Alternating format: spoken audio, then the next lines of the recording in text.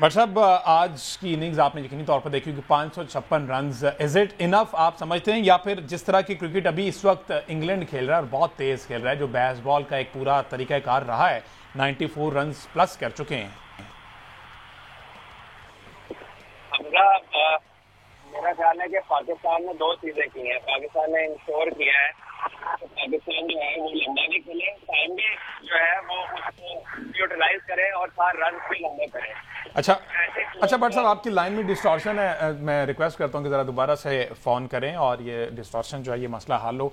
Wicket की बात करें, तीसरे चौथे दिन कल जो है हमें कुछ ना कुछ क्लियर हो जाएगा कि इसने आगे किस तरह से बिहेव करना है। जितना बड़ा स्कोर इस वक्त 556 रन लग गए, अपेरेंटली अभी जब तक पाकिस्तान बॉलिंग नहीं करता ये मैच जो है वो अभी तक ये लग रहा है कि ड्रॉ की तरफ जाएगा। इंग्लैंड भी लंबा खेलेगा। सरफेस जैसी भी हो, वो हेल्प कर रही हो बॉलर को या ना कर रही हो हेल्प, उसके अंदर अच्छी बॉलिंग तो करनी पड़ेगी ना। डेफिनेटली। देखिए वसीम अकरम और वकार यूनुस जो है वो शारजा की फ्लैट पिचों के ऊपर जाकर टीमों को आउट किया करते थे ना।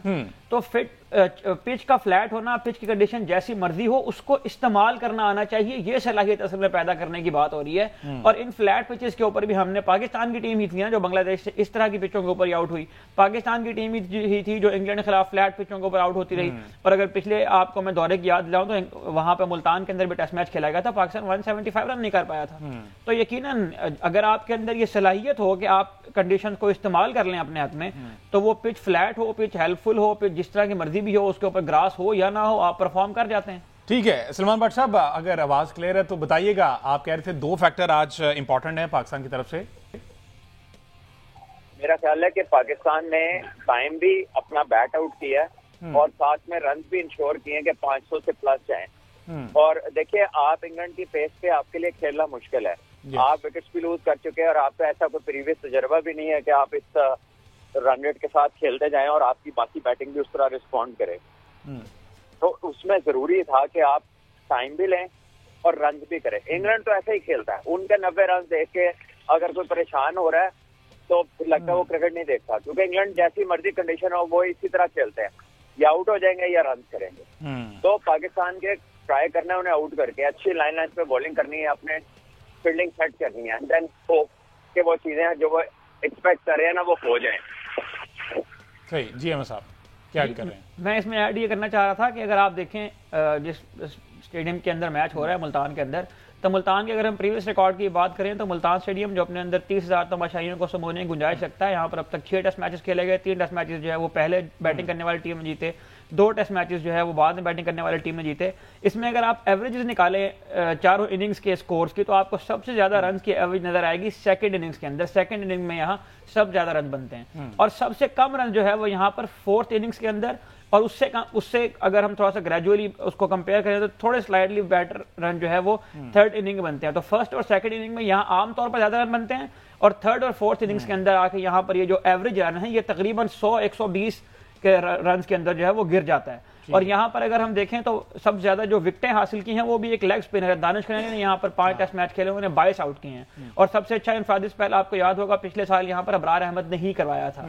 तो स्पिनर्स के लिए चौथे या 5वें दिन यहाँ पर हेल्प यकीनन हो सकती है अगर पिच के अंदर थोड़ी सी तब्दीली है। ठीक है। अच्छा भट्ट साहब, जिस तरह से अहमद सईद ने भी स्टैट्स बताए इन कंडीशंस के, तो हमने देखा आप कल भी कहते हैं अगर तो रफ पैचेस क्रिएट होते हैं तो ये स्पिन फ्रेंडली टर्न हो सकती है और ये तीसरा चौथा पांचवा दिन जो है वो बॉलर्स के लिए हेल्पफुल हो सकता है। हमने पहले भी देखा कि विकेट पे क्रैक्स मौजूद थे, ग्रीन पैचेस जो थे वो ग्रेजुअली जो हैं वो खत्म होते जा रहे थे। तो आप समझते फिर ये जो फैसला किया गया एक स्पिनर के साथ जाना, ये कहीं ना कहीं पाकिस्तान को नुकसान दे सकता है?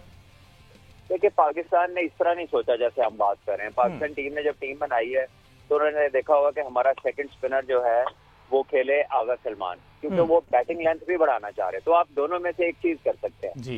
ये चीज नहीं हो सकता कि बैटिंग लेंथ भी लंबी कर लें और एट द सेम टाइम आप बॉलिंग लेंथ भी लंबी कर लें। इसीलिए अच्छे ऑलराउंडर जो है ना वो बड़े हैंडी होते हैं। और उसमें आगा सलमान के आप देख लें कि अगर ये इनिंग्स ना हो उनके 100 की तो आप तो फिर 400-425 के करीब आप रुके हों, और जब आप उधर रुके हों तो फिर आपकी जो बॉलिंग पूरी भी खेल रही हो तो वो रन आपके लिए शॉर्ट पड़ जाते हैं।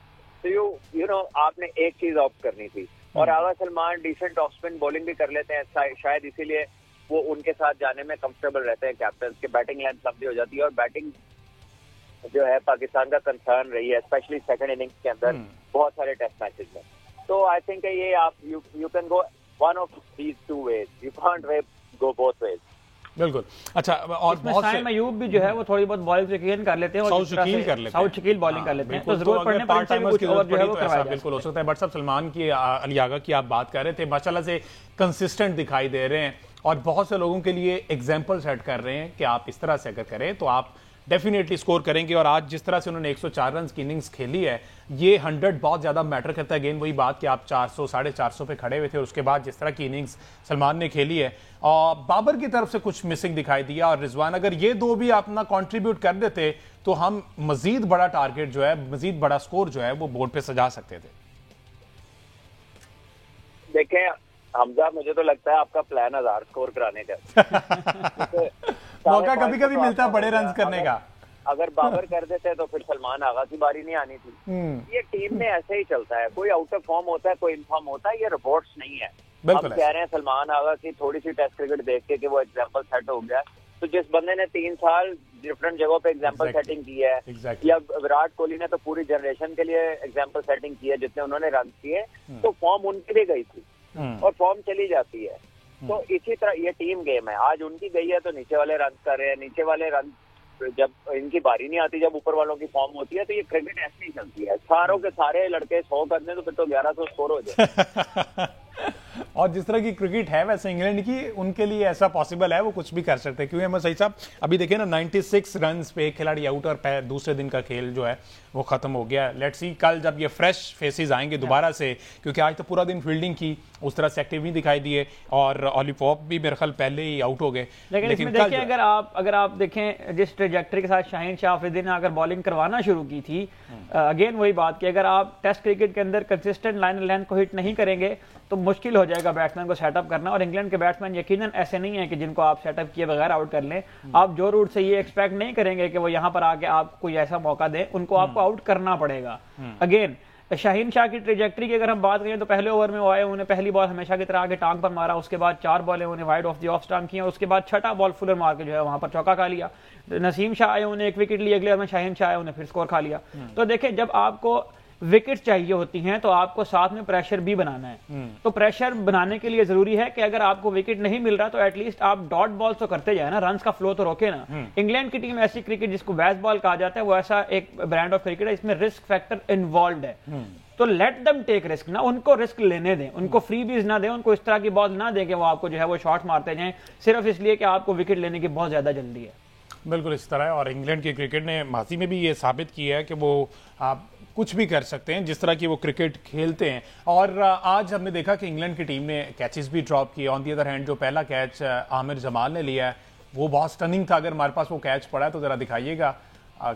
कमाल का जो पहला नसीम की बॉल पे उन्होंने कैच लिया ना, ये चीजें जो हैं ये बैकअप जो है ये बूस्ट करती हैं, ये मोरल आपका हाई करती हैं। एक मोमेंट होता है, आप अगर ऑस्ट्रेलिया क्रिकेट टीम को भी देखें तो बाज़ औक़ात ऐसा होता था कि उनको विकेट रही होती थी, फिर एक मोमेंट प्रोड्यूस होता था किसी प्लेयर की जानिब से। एंड्रयू साइमंड जो है वो थ्रो मारता था, या माइकल क्लार्क जो है वो थ्रो मारता था, और वो बिल्कुल आउट ऑफ द बॉक्स जाके एक विकेट हासिल करते थे, जिससे पूरी टीम को बूस्ट मिलता था, पूरी टीम को जो है वो जज्बा हासिल होता था। और वो यकीनन एक ऐसा मोमेंट था जो आमिर जमाल ने एक बहुत शानदार कैच पकड़ा, पाकिस्तान को ब्रेक थ्रू दिलाया। ओली पोप जो कप्तान है इंग्लैंड के, वो आउट होकर वापस गए। वहां पर पाकिस्तान को उसको कैपिटलाइज करना चाहिए था, लेकिन अगेन जिस तरह से हमने पहले बात की, अगर आपको एक विकेट मिल गई है और उसके बाद आपको बैट्समैन को सेटअप करना है, आपको बैट्समैन के ऊपर प्रेशर डालना है, तो आपको कंसिस्टेंट रहना है अपनी लाइन लेंथ के साथ।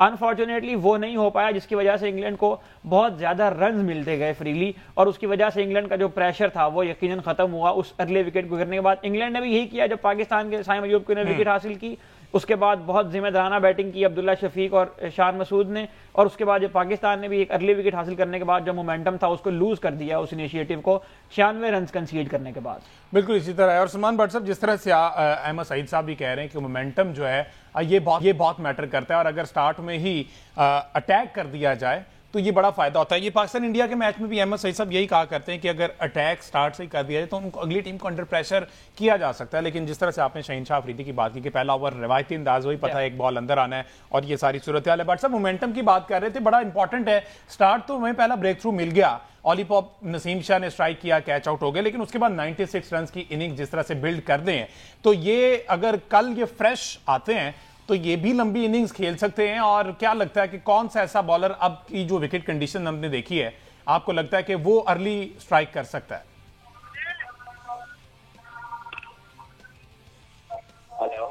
भट्ट साहब। हमजा, मुझे आपकी आवाज नहीं आई। अच्छा, दोबारा भट्ट साहब लाइन पे हमारे साथ। भट्ट साहब, मोमेंटम की बात कर रहे थे ना कि अर्ली ब्रेक थ्रू मिल गया पाकिस्तान को लॉलीपॉप की सूरत में, लेकिन इसको आगे कैरी नहीं कर पाए।